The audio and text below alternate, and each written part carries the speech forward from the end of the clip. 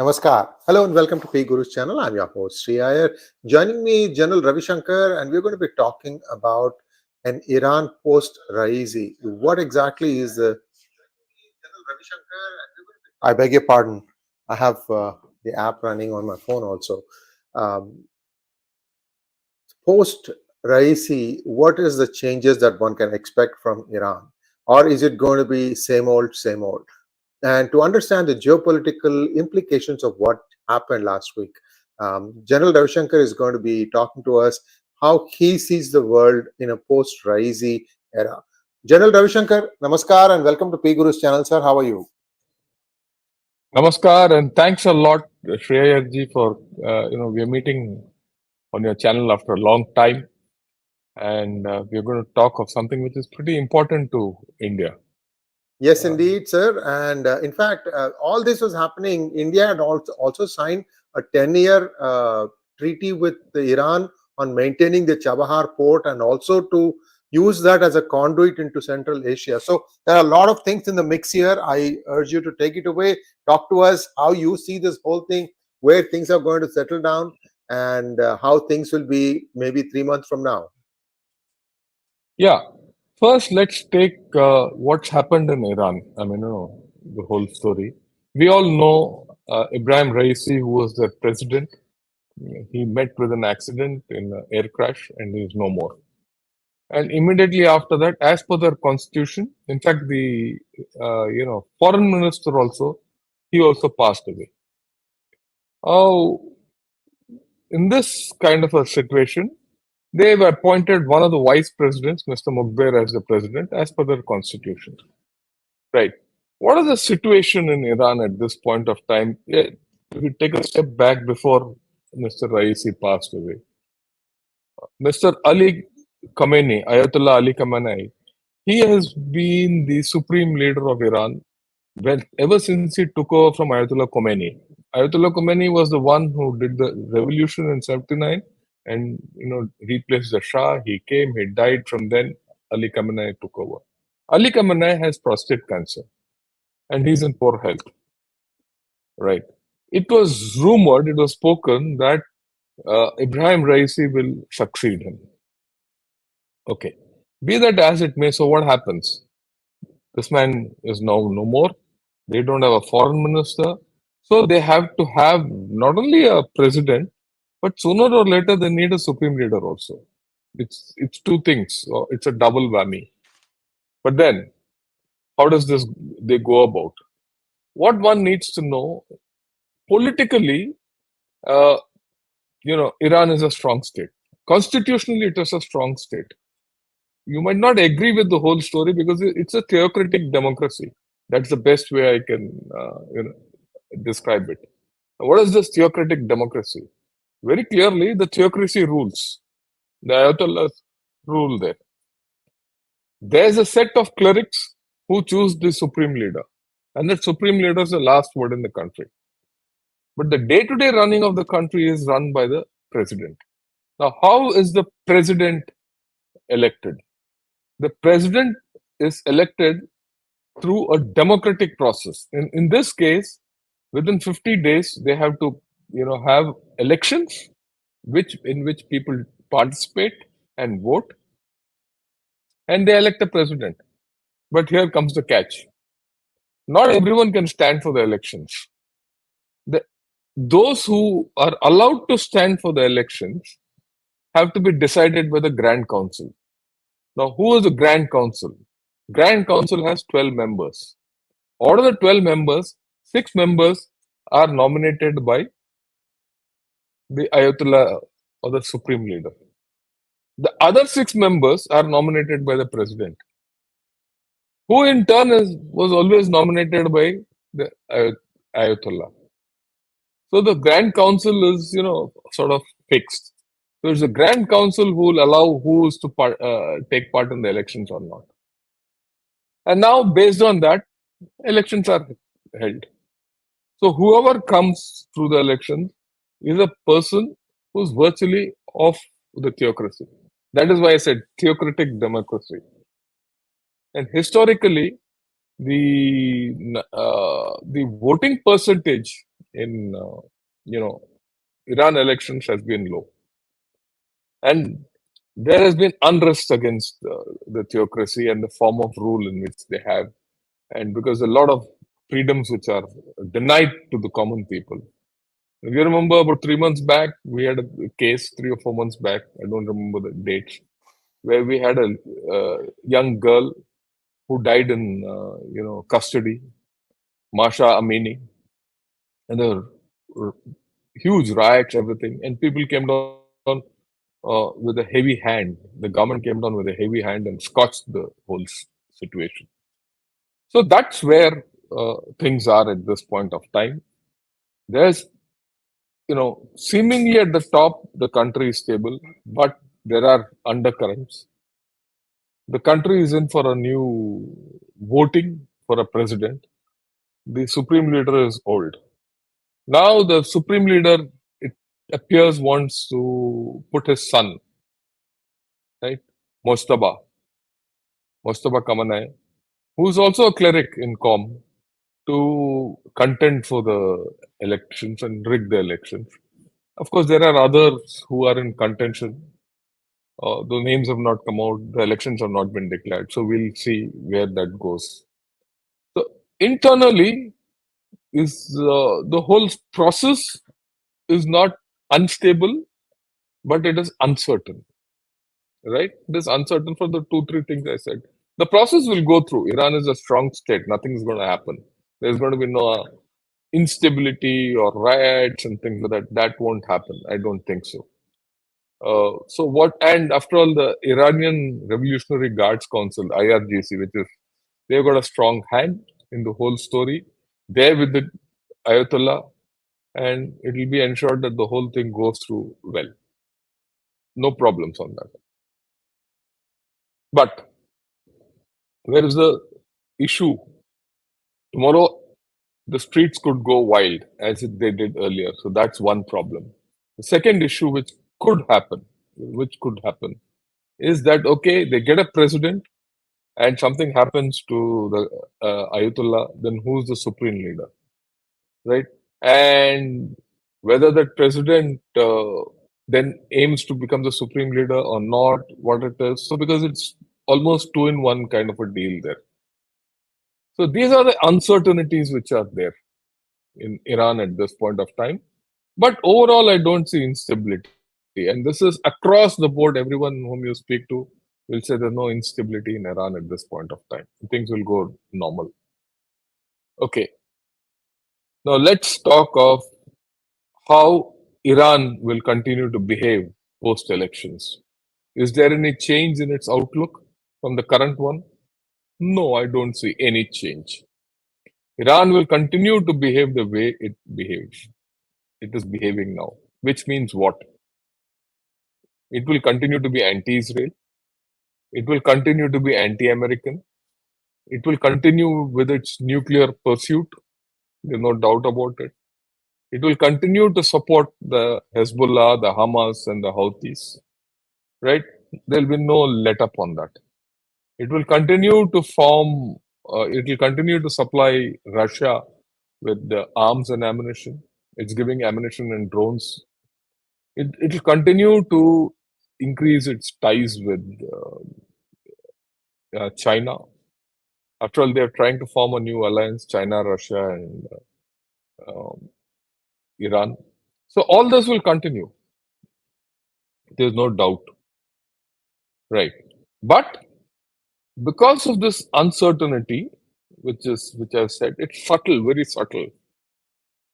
Certain things might not happen in the time frame we are visualizing. How the new president, how will shape up? How will he behave? What will be the future of, Ayatollah Khamenei? We don't know. So those uncertainties are there. So what I see overall of Iran, there'll be stability, there'll be continuity, but there'll be a bit of uncertainty. So this is the overall state of Iran as I see it. It will continue to play its role in the Middle East.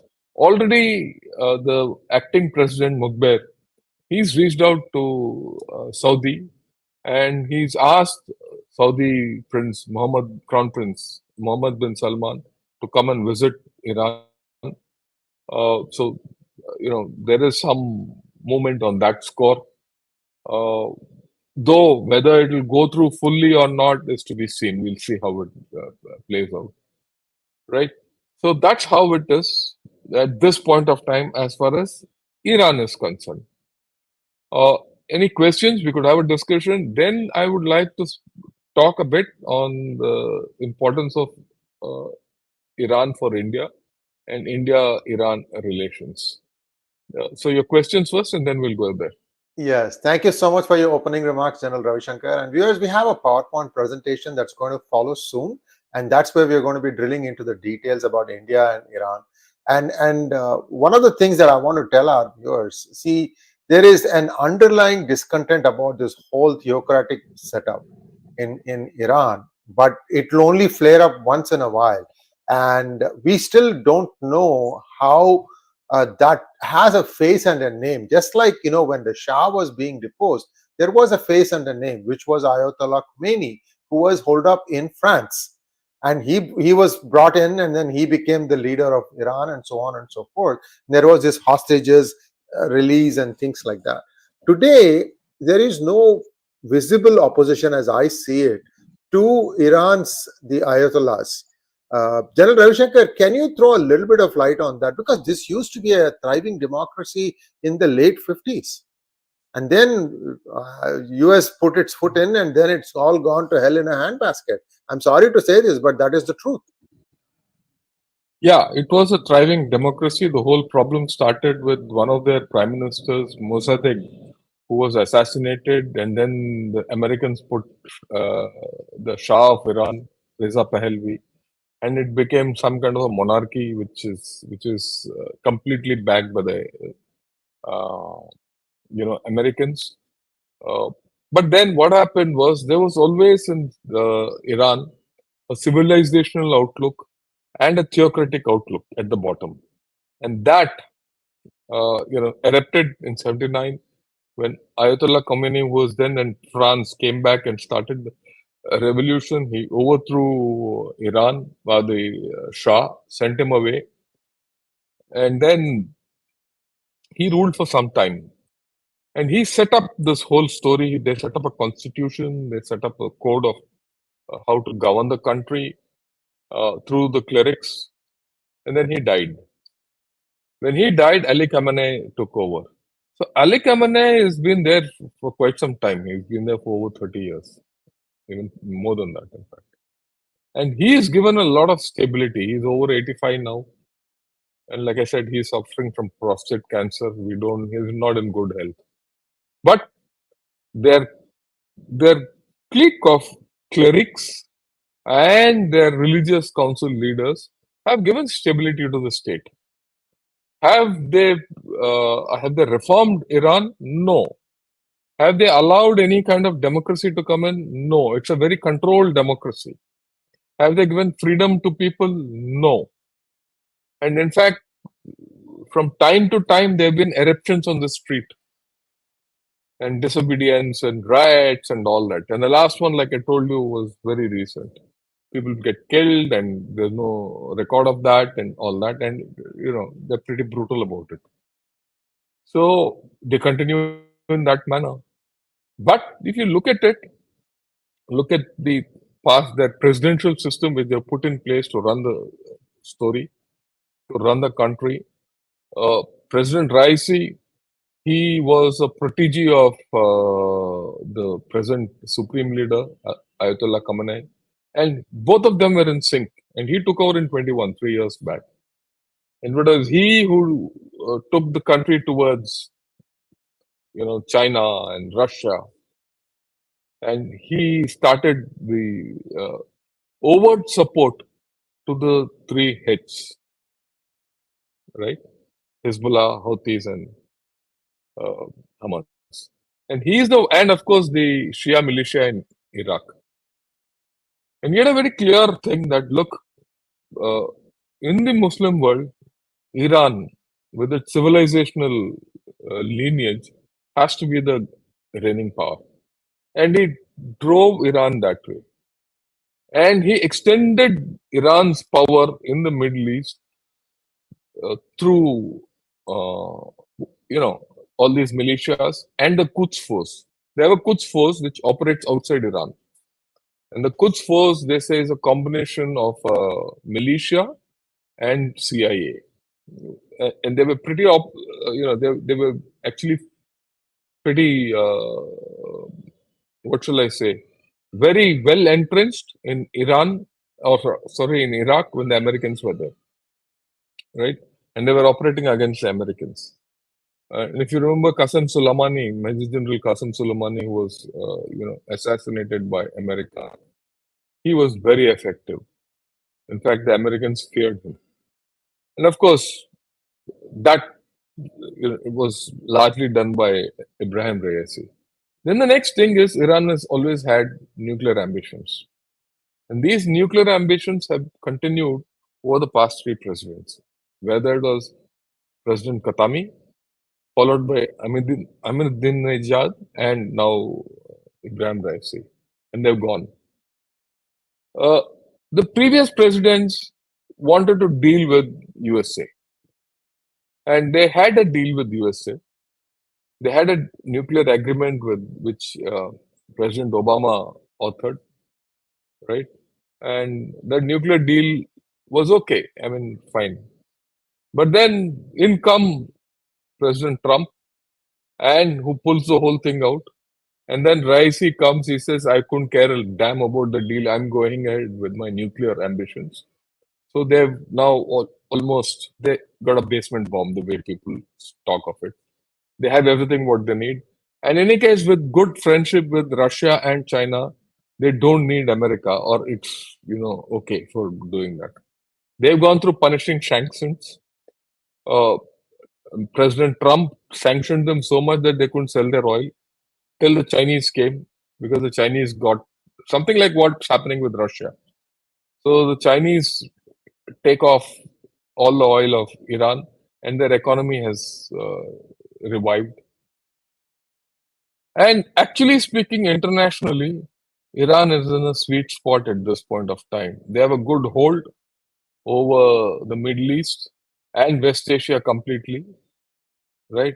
They're now controlling, at this point of time, they're controlling the Strait of Hormuz and Red Sea. And a lot of things are in their grip. And they have a thriving relationship with Russia and China. So, but like I said, this entire thing will now go a little slow because of Raisi's demise. So this is where it is as far as the whole thing is concerned. And that's playing out because you don't see many great statements coming out of Iran against Israel or against what's happening in Gaza. But 1-2 months down the line, when the new president comes and he stabilizes to some extent, the whole thing might start. So as far as Israel and America are concerned, there's a slight sliver of chance if they can settle Gaza in the next 2-3 months. But I don't think that's feasible. So the Middle East story will continue. So this is what I had to say about the whole thing. Yeah. Any question more? Yeah, sir. Before we drill into Iran, India, I just have one last question for you, sir. When Israel moved into Rafah, which is the lowermost city before Egypt kicks in, they found that of 70 tunnels, 50 of them were leading well into Egypt. So Egypt has all along been saying that, look, we don't have anything to do with the Gazans, and that has been proven untrue. So it just makes it more complicated for Israel, because they don't probably know where the remaining hostages are. After all, this whole thing, Israel is even willing to negotiate only because of the hostages, including some bodies. Israel has a big system of how they bury their dead, and even those are considered very valuable. Whatever be the thing, I see no end in sight. Every time you try to bestow legitimacy on a Islamic government, they come and do the same thing, General Ravi Shankar. I'm talking about Sadat Begin Accord. Look, let's be very clear. I don't think Egypt also knew of these tunnels. That's my view. The tunnels 50 have tunnels? come out now. No, so what if there could be 100 tunnels? Look, all these tunnels were made by Israeli cement. Let's be very clear about it. Cement Yeah, didn't of come from course. anywhere. Yeah. Okay. So if Israel didn't know, how will Egypt know? And that's desert. That's far away, right? It's not a center of civilization out there for Egypt to know. They might have known that some tunnels, but 50 tunnels they also won't know. And the Hamas was pretty clear. And you also have to understand, Israel, when Egypt, forget Anwar, Sadat, and all that kind of a thing. It's gone through Muslim Brotherhood. There is a Muslim Brotherhood problem there. Israel today is also has its own internal problems. Please understand that Israel has gone through its own Arab Spring. Those people who came through the Arab Spring were thrown out, and now 𝗎𝘗 has taken over. So Israel is not so stable that you say, look, you did this. They have their own issues. The last thing they would have probably wanted is to do anything with Palestine, and they've never think. So while I might not, while let's not color all this, because Israel itself is in a bad shape. Sorry, Egypt is in itself in a very bad shape. Its economy is down. If you look at its economy, it's on the dole right now. So, and what's more, which the country which is hit most by the Red Sea route closing? Israel. Egypt. Why the Suez Canal traffic has gone down? If Suez Canal traffic goes down, Egypt's incomes have gone down. So let's not think that Egypt is just it will be wrong to think that Egypt is complicit with the Palestinian problem, or is it away from the Palestinian problem? It's all in a shade of gray. So there is a problem both sides, right?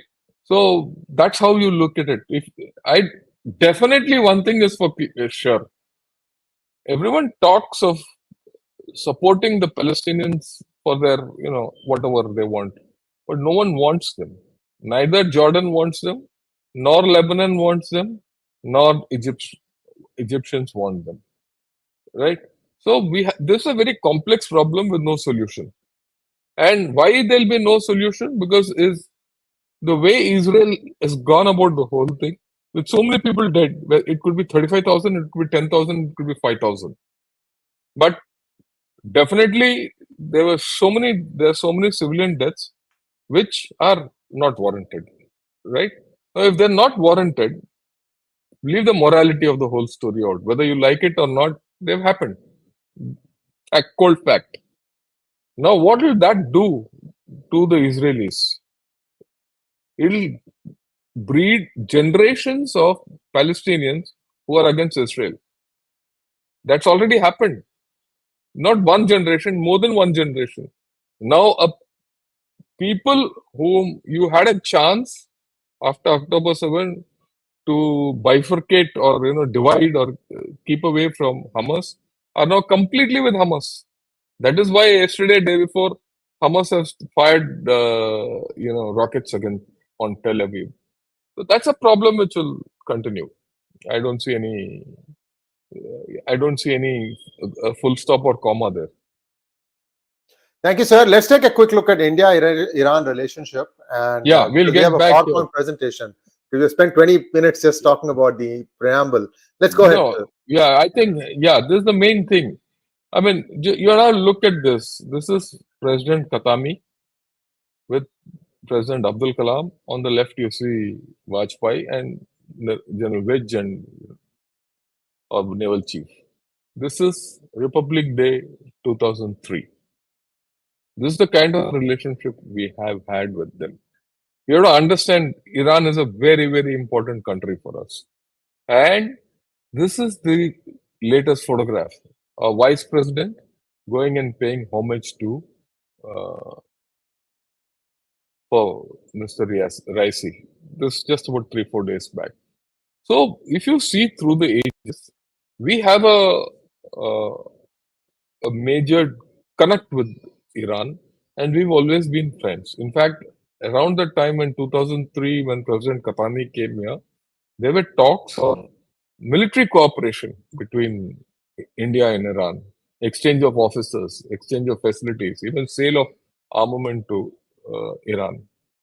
And we were one of their biggest buyers of oil. Later, of course, because of till uh, President Trump came in, we were buying their oil. It was only after that we switched off.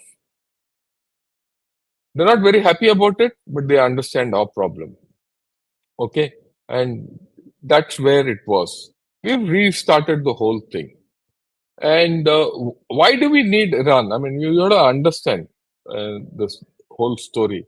Let me tell you, go from here. Yeah, let me start from here. This is the first thing. You look at Chabahar Port. It connects by road to Zahedan, and from Zahedan to Zaranj, and Zaranj on to Delaram. Right? Now, why have I shown this? For long, we've been saying that we want Chabahar Port. We've just inked a 10-year agreement with them to run this port and operate this port. Why is this port important to us? It is the entry into the Strait of Hormuz. Of course, Bandar Abbas, which is further to the left, I'll show you. If you see in this, you see Chabahar and then Bandar Abbas to the left. That sticks absolutely slam bang on Strait of Hormuz. Chabahar is a little to the east. But from India to Chabahar to Zahedan to Zaranj to Delaram is one route into Afghanistan. And our biggest problem for our bridge into Afghanistan is that Pakistan never allows us. It's never allowed us. Even when we had to send wheat, for them, because there was almost a famine in Afghanistan, Pakistan didn't allow that. So we have had to now push it through Chabahar Port, which we have done.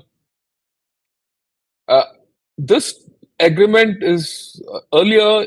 This agreement used to happen, every year. Now it's for a 10-year period. Okay, and this is a government-to-government agreement. And the road, if you see, the road Zaranj to Dalaram is 218 kilometers. Zaranj is a border town on Iran-Afghanistan border. 218 kilometers is something we have constructed. You will be surprised. It is India which has constructed this road. BRO. In fact, I had a friend of mine, General 𝗍𝗏𝗏 Babu. He went there and got it constructed. He stayed there for 2 years and got it constructed. Zahedan to Zaranj, 200 kilometers, partially constructed. Chabahar to Zahedan, railway lines underway, and road is also, there's an existing road which is being improved. Now, this is a very strategic thing for us because it gives you a reach into Afghanistan. If you think back, 2 years back, everyone was talking when the Americans left Afghanistan that Pakistan will now, go into Afghanistan, rule Afghanistan and all that. And there was a requirement of India and Iran operating this route and having an independent reach into Afghanistan. Right? At that time, everyone was saying, oh, India and Iran should become good friends. Yeah, we were never enemies, but for whatever other reasons, the Chabahar port couldn't progress the way it was meant to be progressing. From a long time, we've been building this port. Now, there's yet another thing. We don't have access to, the Central Asian republics. Now, this road is the international north-south transport corridor. Right now, it operates in some manner, not in a real this thing, through Bandar Abbas. But Bandar Abbas is heavily booked. So the alternatives go through Chabahar. So Chabahar becomes important. And this road, this international north-south transport corridor, gives you the access into Central Asian republics. That's why I've shown you on a bigger map. Right? And that means tremendous things because energy, you can get energy there from there, either gas or oil. And the Central Asian republics also want to diversify because today their main clients is China. Right? Or we take their thing, go through the Black Sea and get it through the Black Sea route. That's another route. But the idea is to develop a direct access into Kazakhstan so your energy needs are met. Right? And when I say Kazakhstan, the other stans also get through, whether it's Kyrgyzstan, Uzbekistan, all these people also, Turkmenistan, all of them come in line. Then, of course, the issue is we get a lot of nuclear raw material from Kazakhstan. And you need to improve your equation with the Central Asian republics for our own internal purposes and also to balance China out in some manner. So again, you need the north-south transport corridor. And for that, you need Iran. So if we think that Iran is, okay, the evil empire out there, the way it is painted in USA, I think we are wrong. Completely wrong. Okay. Then you have to also see the third angle to this whole story. This is Chabahar versus Gwadar. Everyone says Gwadar, the big, port with China, the tail end of CPEC, the flagship of CPEC. And behind this, everything will flow from Gwadar up Pakistan over the Kunjara Pass. Nothing has happened. It is not taken off. It doesn't handle any, tonnage. And just 70 kilometers away is Chabahar. Chabahar has handled about 10 times the tonnage, despite not having any facilities. Right? Because the facilities behind Chabahar have developed. That is the road and rail connections to 𝗤𝙗𝙗. Whereas in Gwadar, nothing has happened behind that. There's no electricity in Gwadar. Right? There is no water in Gwadar. It's only the port which is today fenced away and protected. Only the Chinese operate out there. And there's no, civil movement. Slowly, it's likely to become a Chinese base. And that overland route from, Xinjiang to Gwadar it's just a dream. It's not going to happen. I mean, that's the way I look at it. And that is not something I'm telling now. I said this 17 years back. And the CPEC is not running. In fact, it's barely limping. It's crawling, if I may say. Right? No one is prepared to put money in the project anymore. And of course, after the Chinese people have been shot dead, engineers in the Dasu Dam area twice, and then there's been a suicide bombing in Karachi last year, if you remember, where 3 Chinese died. So things are, pretty bad. So Gwadar, if you see these two, I call it the tale of two corridors. This Chabahar, Zahedan, Zaranj, Delaram corridor and the north south the transport corridor were the poorer cousins once upon a time to CPEC, but they have prospered. The CPEC, and the Gwadar port, which is the flagship of the CPEC, and 50% of the BRI is CPEC, is floundered. Right? So again, why has it happened? It's happened because of Iran. Our equations with Iran. We have to understand one more thing, and this is important. You ignore Iran at this point of time. I put this map of thing. Why? You see, China is trying to develop an alternative to the CPC through Pakistan, through Afghanistan. Right? If that happens, and they're in talks with it, it will not happen in all probability. If that happens, then what? Through Afghanistan, and they'll hit Chabahar. And there is some Chinese presence also in Chabahar, one of the terminals they're constructing. That means from Kabul to Delaram, they'll come. And then they'll use our route, which we constructed with our money. And that will become part of the CPEC. It might not be CPEC, it might be China-Afghanistan Economic Corridor or something. So, if you don't do something to stop this, we would have served the Chinese purpose instead of serving our purpose. That will be the biggest irony. You spent a whole lot of money, you spent $85 million to build this road, and then you see the Chinese goods going up and down. And through the CPC or one route of the CPC. And the port you operate for the Chinese. Will you allow it? You won't. So what that means, You have to be good with Iran. You have to be good with Afghanistan, right? And so the thing comes into perspective. And of course, unless your relations are good with Iran, you can't do anything. And your relations are good with Iran, you will not be able to limit what Iran and China do with each other, but you're there. And it gives Iran a hedge against China. We can take the slides off. Right now, Iran is not anybody's fool. They'll play a smart game. They will go with China, but only that far.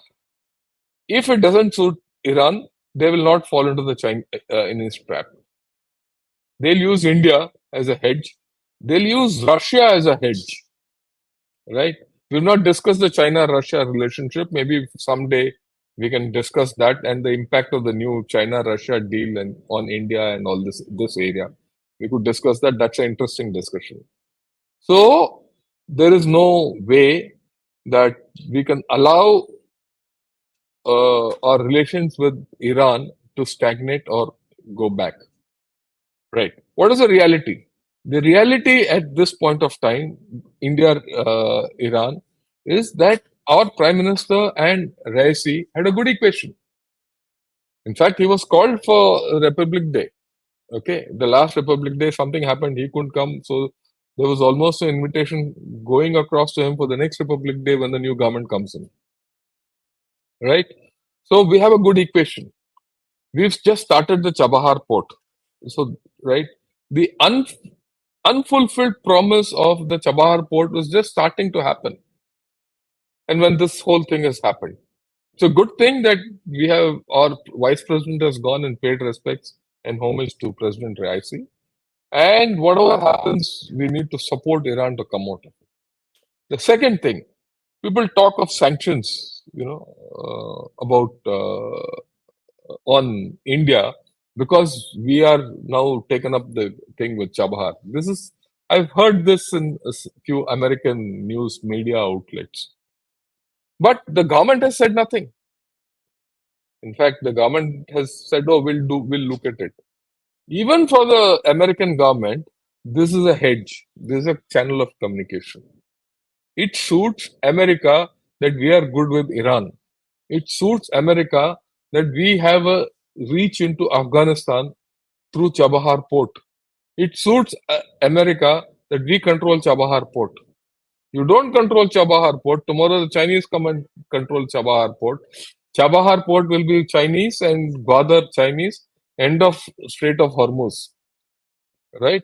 So it's good for American interests that we have a good working relationship with Iran. Right? So overall, Iran is a very important player for us. For us to stabilize Afghanistan, we need.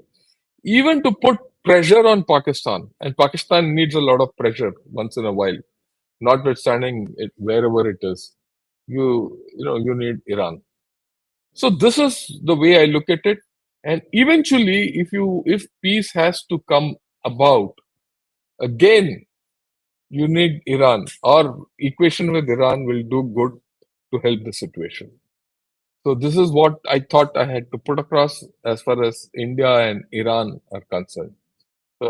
Any questions I'm prepared to take on. Yes, sir. I have one or two questions, and then we have questions from our viewers. Can you put up the map, please? Yeah. Same slide. Yeah. General Ravi Shankar, this project to link Chabahar Port with Dilaram, did the entire thing start at the same time, or was there a time difference? Almost at the same time. This was around 2016-17. It was in fact, the Zaranj Dilaram was being made when Ashraf Ghani was in chair. In fact, it started before that, much before that. The road was built around 2013-14, right? 13-14 it was built. And Chabahar Port, we've been negotiating since then.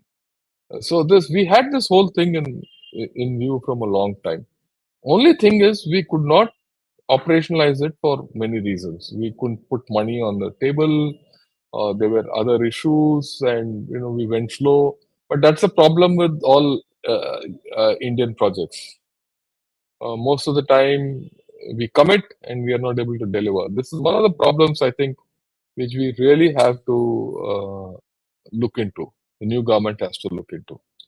And this is across the board bipartisan view of the Indian government, whether it's Mr. Modi or it was Mr. Manmohan Singh. This is one of the defects which we need to agree, or rather we have to realize that we are not very good at executing projects.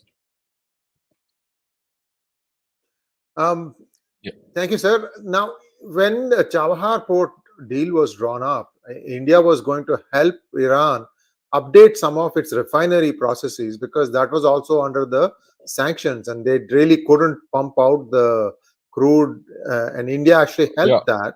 And in exchange, India also got some other things from Iran, like for example, India could pay for its crude from Iran in rupees. And then when Trump broke that agreement with Iran, there was another back deal that was signed between India and United States, where India could basically draw from Saudi Arabia United States' crude at about the same terms, except the currency changed from rupee to dollar.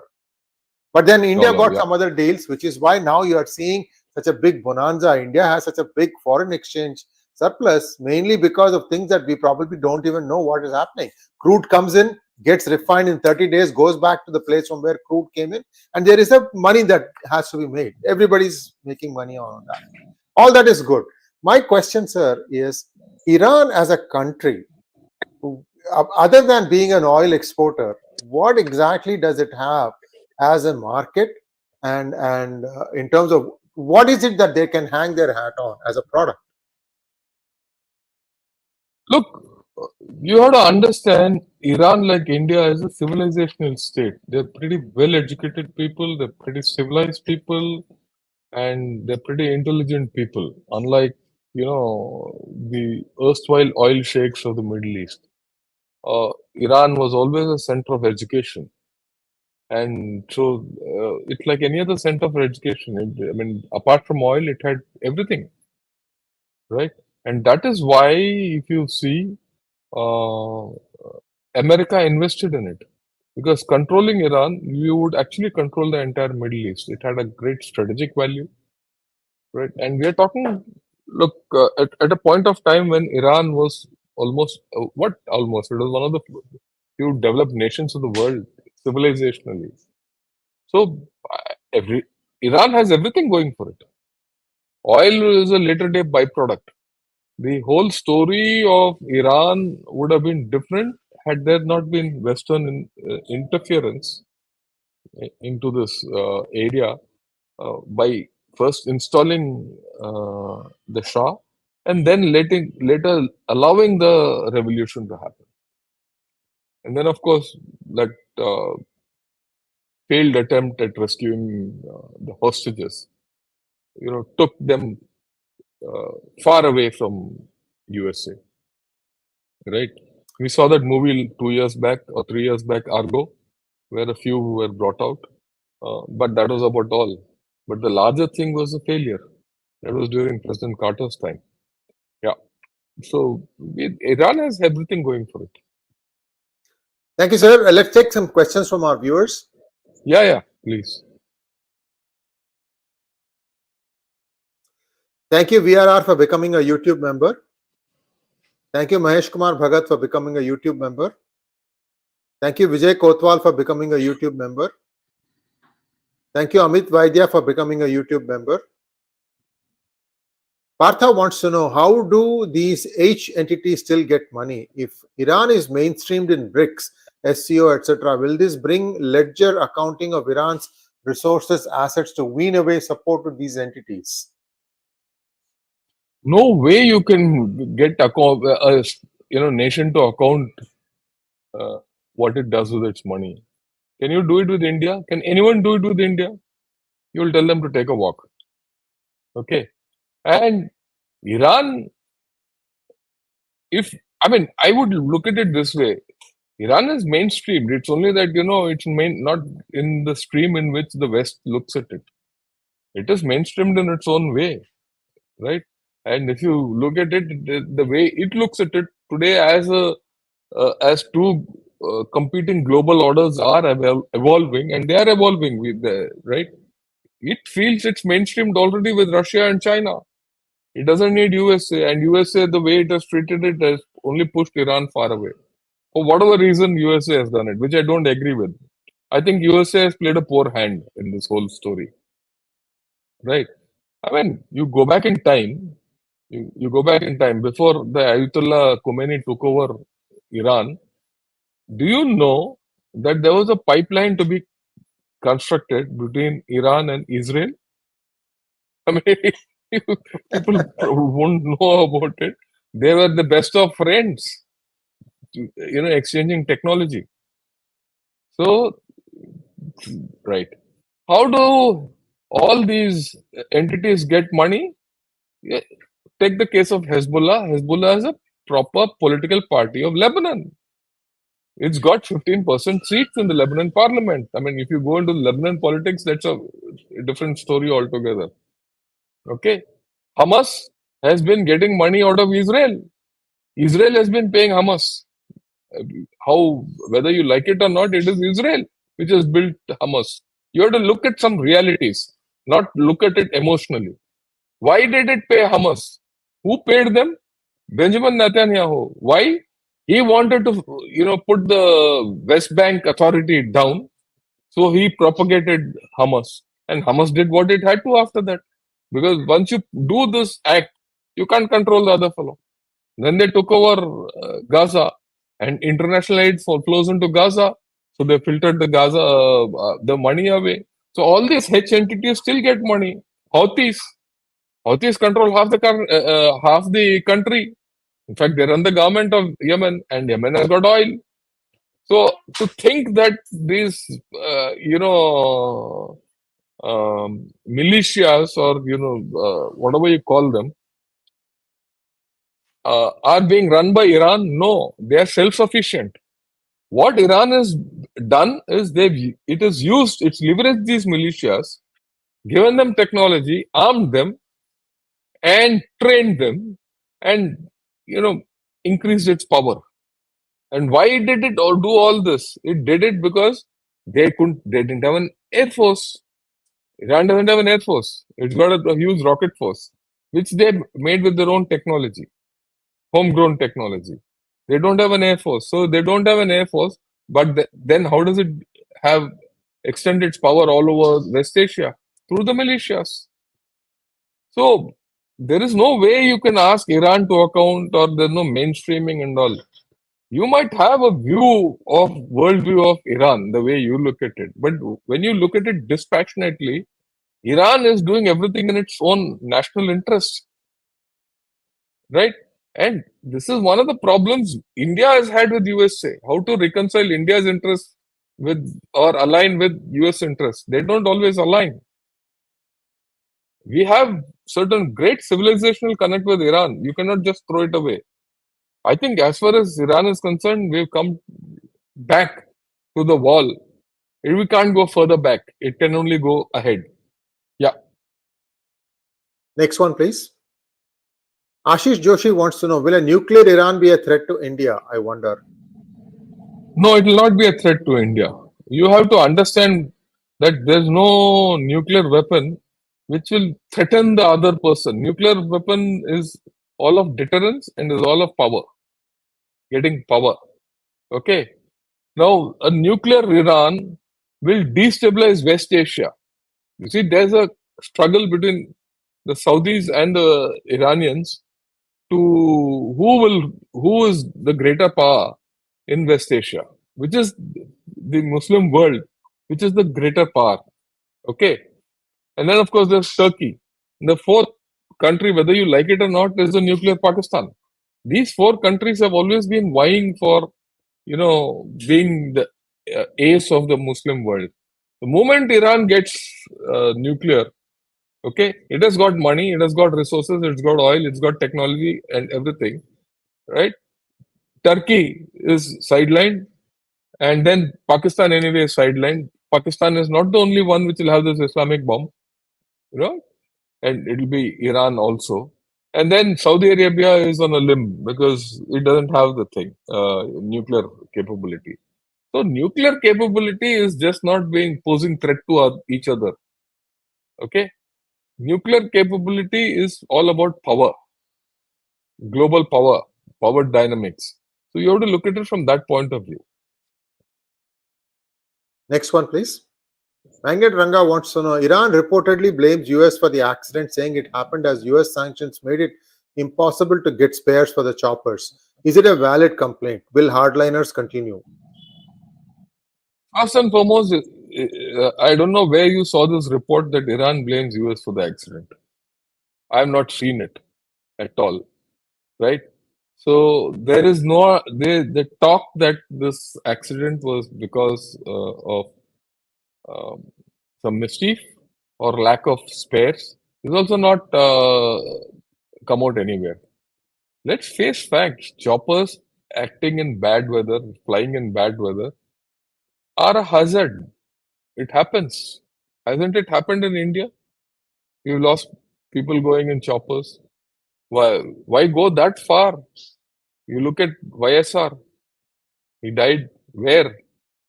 In Telangana, right? So these things happen. Choppers are risky flying objects. In bad weather, it happens. Didn't it happen to General Bipin Rawat? Whiteout conditions. Something similar like that happened. So to say that a chopper is old and no spares and it went down doesn't cut ice. I mean, just to put it in context, we still fly the cheetahs and chetaks. What are cheetahs and chetaks? 60s vintage Aleutes. We still fly it in Siachen in bad weather. So this is the risk of life which people have to take. So there's no complaint and things like that. And none of the hardliners will have spoken about this. They understand their predicament, right?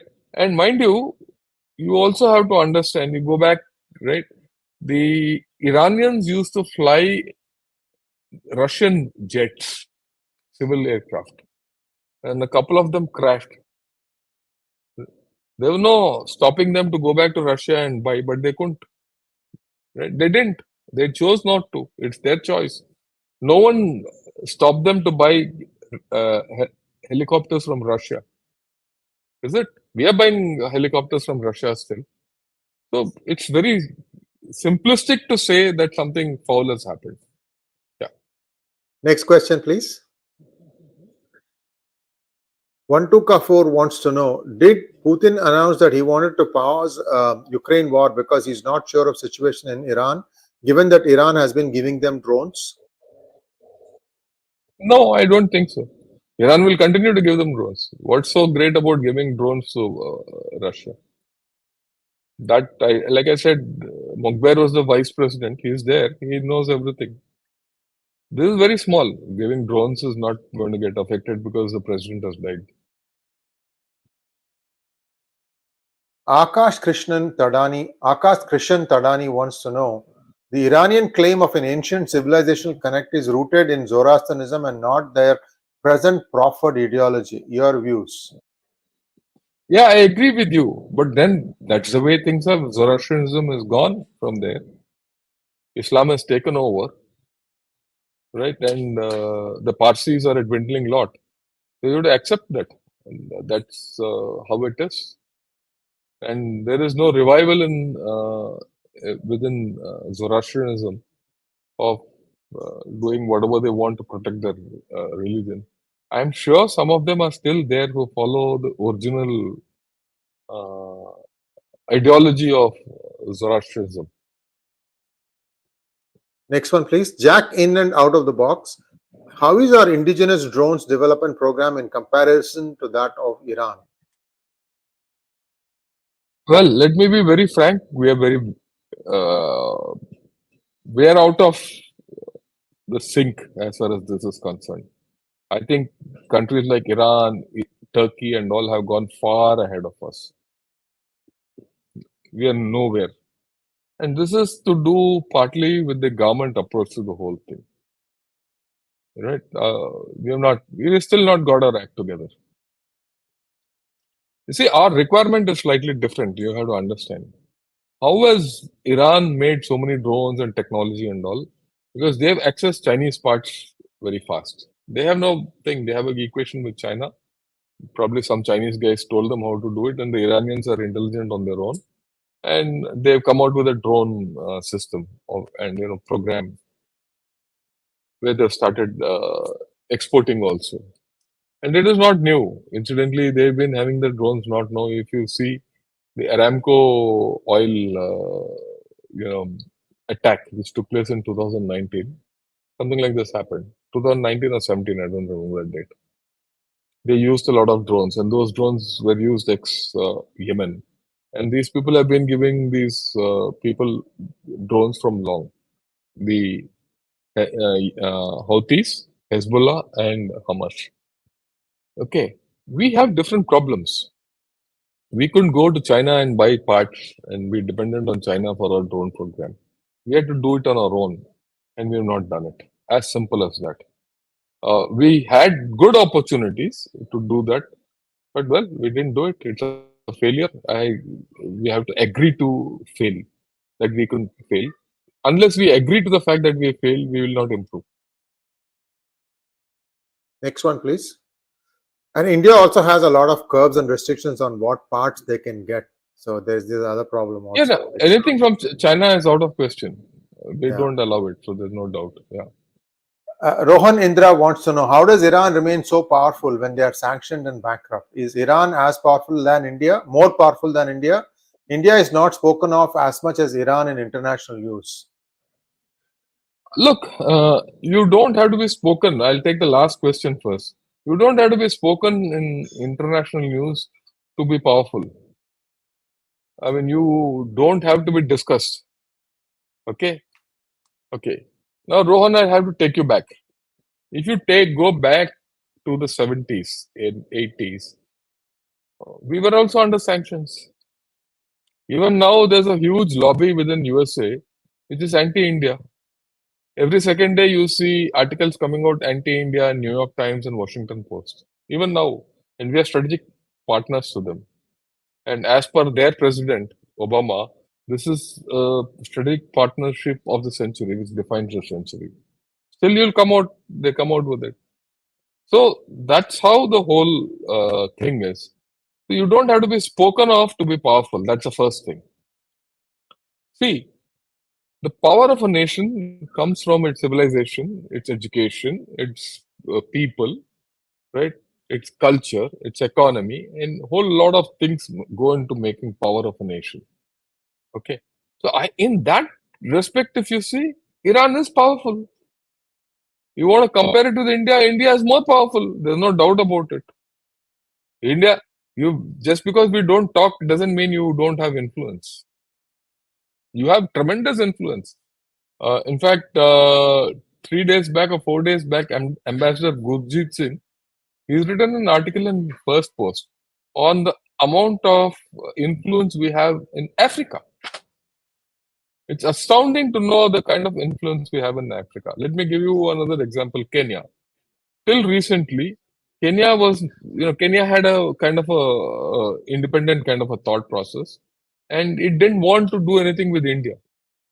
Kenya went and allowed Chinese investment to come in, but Kenya still follows the British model. It still follows the British model. Okay? And it didn't want to have anything to do with India. But now, with the changed circumstances, you found last year, their president came to India. He spoke. Now they want to do military to military dialogue with India. I would say Kenya was one of the holiest of holies which were against India at some point of time, without being completely against. They've started coming. So things are changing, and power changes that way. You look at our influence in Africa, it's huge.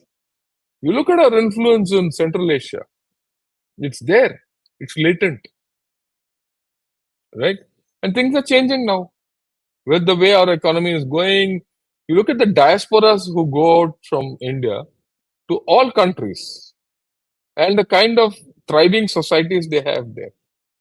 You look at the influence of India in Dubai. You look at the influence of India in the Middle East. You look at the influence of India in Israel. You cut across all borders. I mean, just as we speak, you see the influence of India in it being able to speak to Iran, in being able to speak to Russia, being able to speak to Israel, being able to speak to Saudi Arabia, and being able to speak to USA and all countries. We have problems basically with two countries, China and Pakistan. You take them out, everyone looks at us. So, right. Iran has never been bankrupt. Their policies internally have been bankrupt because of the theocracy. Okay. But sanctions also didn't help them economically. But they're a resource-rich country with oil. Oil comes to them. What is Russia's claim to fame? People call it as a gas station with nukes. Okay. Similarly, this is a huge gas station with intelligence and civilization. So it's never, the value of a power goes up and down with circumstances. It doesn't change. The fundamentals don't change over time. Yeah. Time just flew, sir. 1 hour and 1 hour and a minute, and it was just fascinating. Thank you so much, General Ravi Shankar.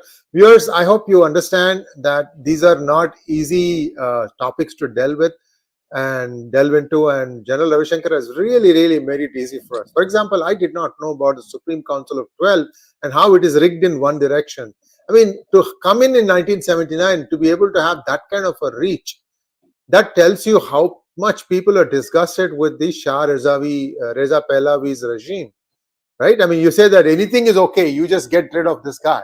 That sort of stuff is what has happened, and now he's turning around, and we have to wait and see when that happens. Thank you so much, General Ravi Shankar. Viewers, please like, share, and subscribe to our channel as well as to Gunnershot.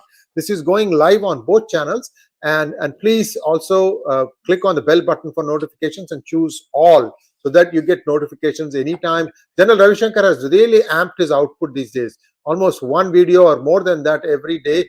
Very serious topics, especially for those of you who wish to join armed forces. Very educative. I would recommend all of you to listen to and watch all these videos. Thank you so much, General Ravi Shankar. Namaskar. Namaskar.